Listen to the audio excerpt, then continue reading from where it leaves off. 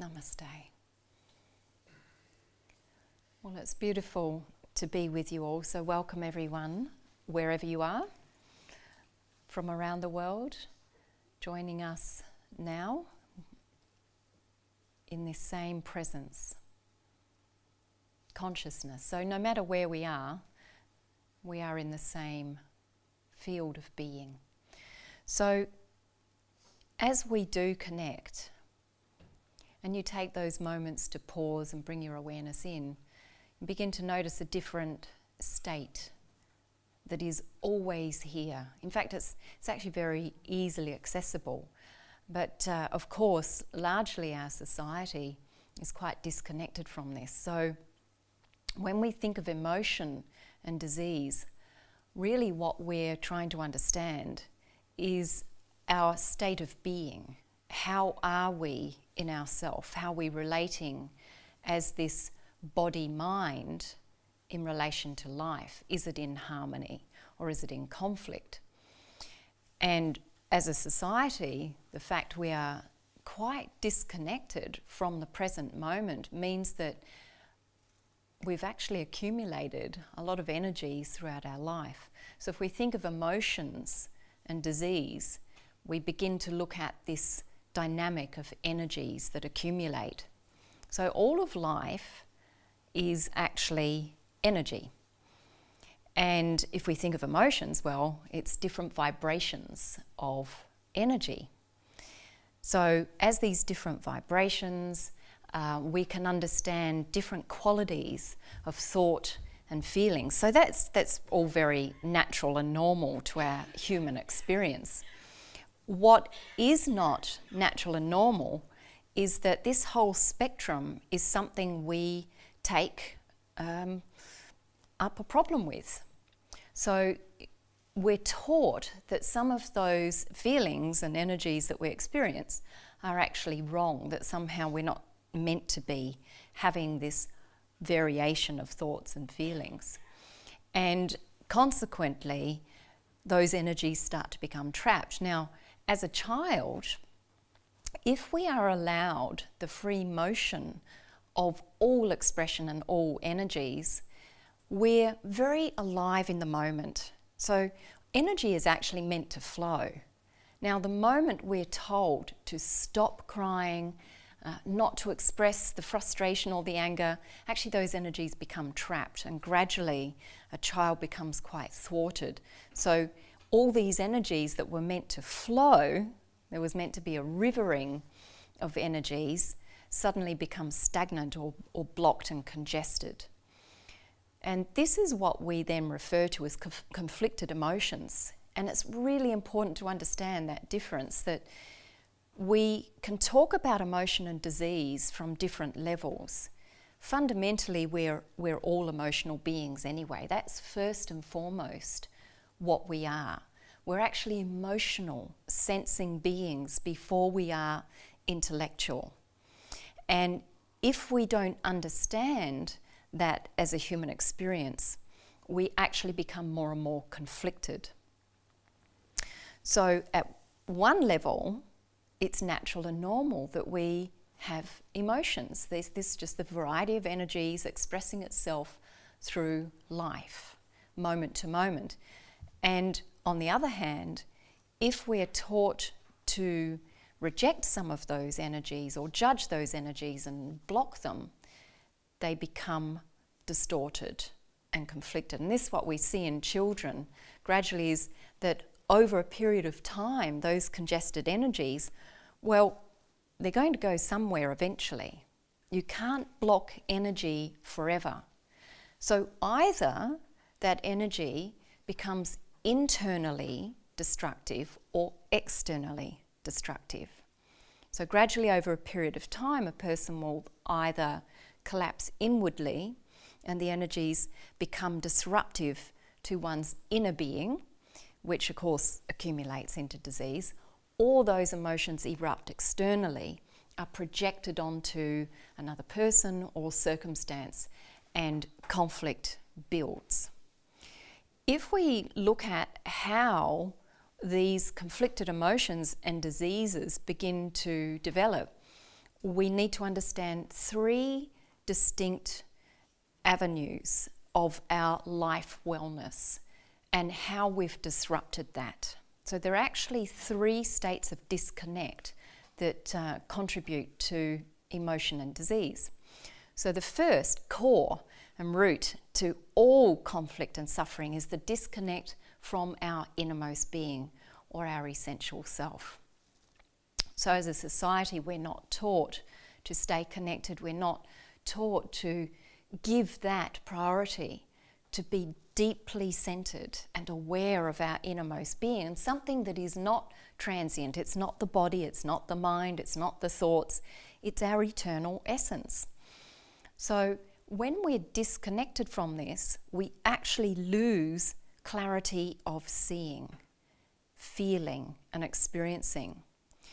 By being disconnected from our innermost essence, we don't have true awareness. And the more we're disconnected from true awareness, then the more we become trapped in stored ideas and thoughts and conditions. So that's our first point of disconnect. The second point of disconnect is from our environment. And look what we've done as a society over millennia now, is disconnect from nature, from our environment and the natural order of life and ourself. So if we disconnect from nature and the seasons, and we start to occupy a somewhat artificial life, we live in a state of imbalance consistently, repeatedly, and over a period of time, those imbalances accumulate as well. So if you then combine the disconnect with our inner self, the disconnect with our environment or nature, and then the disconnect with each other through emotions and relation interactions, then we start to experience a profound sense of isolation and loneliness. And that's not how we're designed to be. As a being, as energy, we're actually connected with everything, with everyone. So our relationship for wellness of emotions needs to start at the innermost core of our being and interact as a relationship with everything, from that innermost presence to the air that surrounds us, to the grass we're walking on, to the trees that are around us, the sky, the birds, the creatures, and with each other. So if we look at our society, then we can understand why there's so many conflicted emotions and disease. And it's not that simple to say, well, just bring yourself back to truth, and that we fundamentally are free in our nature, etc. Why is because of the way our energy systems work. As I commented, accumulatively, when those energies are not free-flowing and we're not connected with ourselves with awareness, we don't see what is truly happening, we don't feel what is truly happening, we can't understand what is truly happening. We then have this pressure cooker of blocked energies and emotions and a disconnect from our natural environment, and all that energy that is accumulated takes up residence, if you like, in the cells and in the nervous system. Also, the way our brain is designed means that it's accumulated in the subconscious. So even though you may have conscious thoughts and intentions of being happy and healthy, the subconscious is actually operating on all of those accumulated stories and experiences that have not been allowed to unfold in their fullness. So for example, anger as a child, if it is allowed to move and be expressed, grows and builds and flows into something more mature. So anger as an energy goes to work and is integrated and brings greater maturity. Now, if that's thwarted, then we find that the adult, somewhere along the line, when triggered by events that still contain that energy or represent those past experiences, all that energy begins to explode. So, of course, we have not a 40-year-old man or woman, but a 4-year-old man or woman who's acting out the moment. If we take time to reconnect to ourselves and we start to engage with those energies again and allow those energies to be mobilized, then something else happens. Initially, we think we're more disturbed, and this is what's going on with the spiritual experience. So oftentimes people say, well, I am reconnecting and I'm meditating, or I'm on a journey of self-discovery. Why am I more emotional? Well, that's going to happen as a natural result of completing with energies that have been blocked and held for a long time. So at first it can seem like everything is worse when we take on the spiritual journey. And it's a case of really keeping that in context, understanding that if you've had trapped energies, they're going to have to move through you in some way. Ultimately, what we're all wanting to come back to is unconditional experience. So rather than judging the emotions and disease, is to understand it as a part of the whole. And that's another point that is oftentimes misunderstood in the spiritual journey. We think, well, you know, if we're so awake and more spiritual, that somehow we shouldn't be emotional or we shouldn't have diseases, when in fact we are this organic system, an organic field of life, and that's constantly transforming. So if you walk out into a forest and you wander through the forest and you take a good look at it, is it in constant perfect form? What we think of as being, you know, somehow stable and beautiful, or do we see that there's a constant flow of different cycles of microorganisms, different diseases that move through the forest and the jungle and the ecosystem? So we see there's a constant turning over, all these different cycles, and that's part of life as a whole. So the same with emotions. By becoming more connected and aware, it doesn't mean suddenly you're not going to feel anything. In fact, actually it's quite the opposite. Oftentimes, the spiritual seeker thinks, oh, if I truly let go and I truly awaken, then I'm just going to feel one constant state. I'm going to seem constantly happy or constantly joyful. And that's not the case. There's a continuum, a fluctuation of energies and expressions. What changes is our relationship to it. So if we have this inner connection with ourself, we re-establish that, we re-establish connection with the environment and with each other, we can begin to see everything for what it is. And that means we can actually begin to love it for what it is. So letting go isn't about separating ourselves. Healing isn't about taking on more conditioned ideas of only being one set of feelings and not another. It's actually an embrace of everything. So we move beyond the conflict into a state of equanimity with all of those fluctuations of energy. And that's why I come back to one of those sayings, which is, pain is inevitable, suffering is optional. Tension is inevitable, conflict is optional. So rather than us imagining we need to get beyond emotions and disease, we need to understand its true nature. And that means sometimes, as an organic being, we're going to experience some form of illness. That's just part of the cycles of life, being part of an organic system.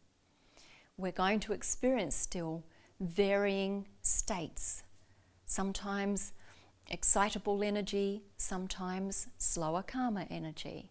But if we're not fighting that and we're utterly present in each moment, then actually overall we experience a state of equilibrium. That's the ultimate that we're seeking, is to really come into a state of acceptance with everything as it is. So until we do that, then largely what we call emotions are for most people actually superfluous emotions, non-essential emotions. And that means what's actually being felt and expressed is not what is truly relevant to the moment, but rather is content that's being dragged along from the past. And until you allow yourself to occupy that state of energy with full connectedness with your inner being, full conscious awareness, then a part of it is buried in the unconscious realm and is not understood. So if it's not understood, it's going to keep surfacing over and over and over. To meet every one of those emotions consciously is to actually bring it into a state of harmony. So it's not about getting rid of emotions, it's about understanding them. And the only way we can truly understand our emotions is by having that inner connection, a deeper presence of awareness within us. So that means actually the most important thing we can do as a human experience to restore our well-being and to find a natural state of harmony with energies, emotions, including cycles of illness, but rather go beyond the non-essential experiences of conflict. The one thing we all need to do is cultivate inner connection.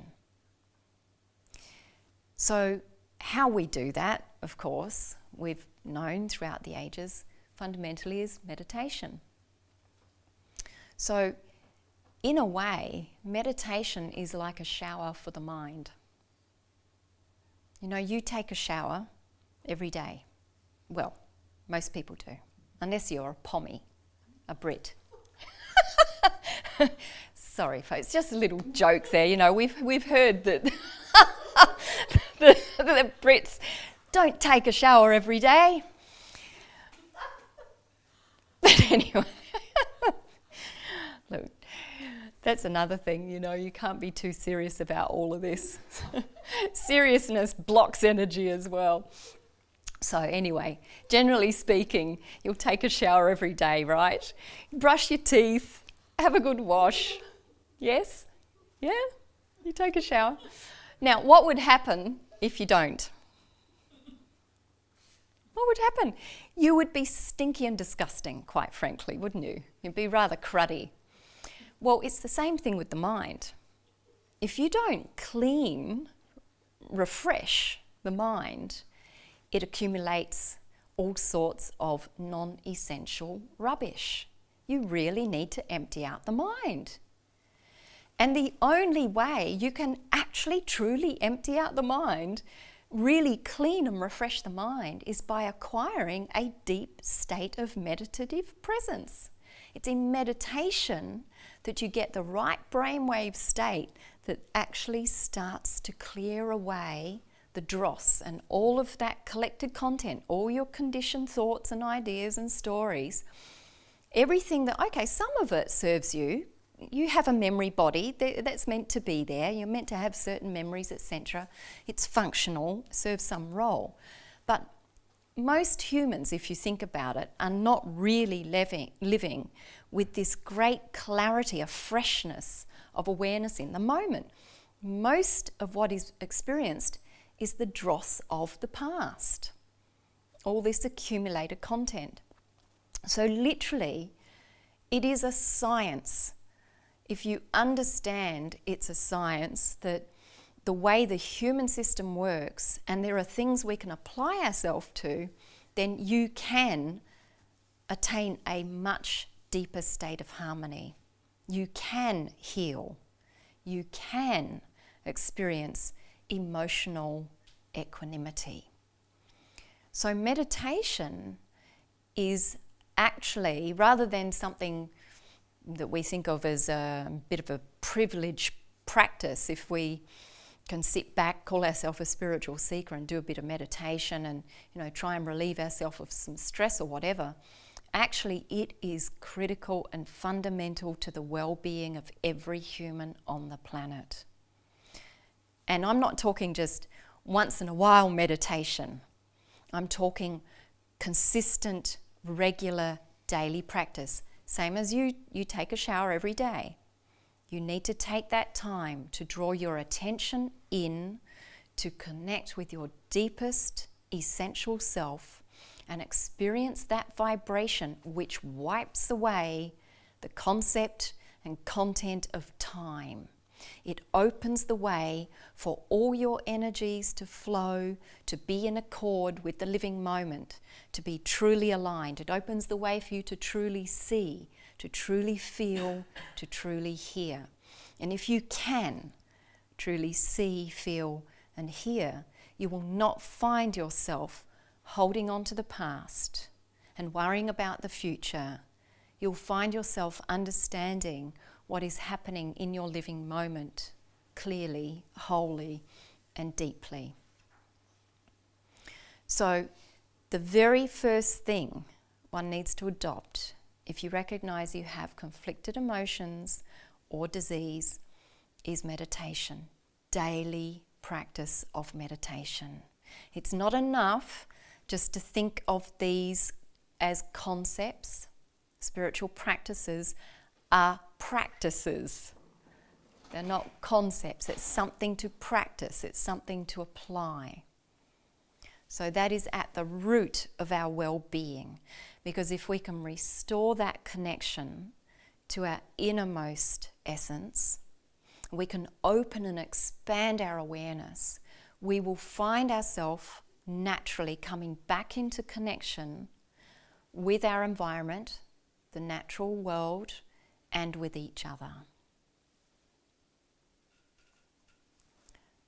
So, with meditation as a daily exercise, we become fresh and clear and present, really very much as if you've just opened your eyes again for the very first time. And even if you've experienced this fleetingly, little moments of this, you know that contained in that, in the vibration and presence of that, is an infinite power. And that is why, actually, it is possible to heal yourself and transcend and transform your emotions like that. It is possible. However, that doesn't mean you can actually think of this or look for this to be some kind of a magic bullet that you think, right, that's it. I've meditated, it should all be fine now. That's not the case. Why? Because the energies we occupy continue daily. The energies you've already accumulated have been built up over a vast period of time, habitually. So there's a great amount of weight in that. And if you think of that like a set of scales and you put all these beans on the scale of stored memory and blocked emotions and conflicted ideas and conflicted stories, etc., that scale's been going down and down and down and down and down, getting heavier and heavier. And the scale of presence is so fragile. It's like there's hardly any substance to it. That's why the sages have reminded everyone over all these eons that persevering practice is essential. You need to build up the habit of a connected state of awareness to restore well-being.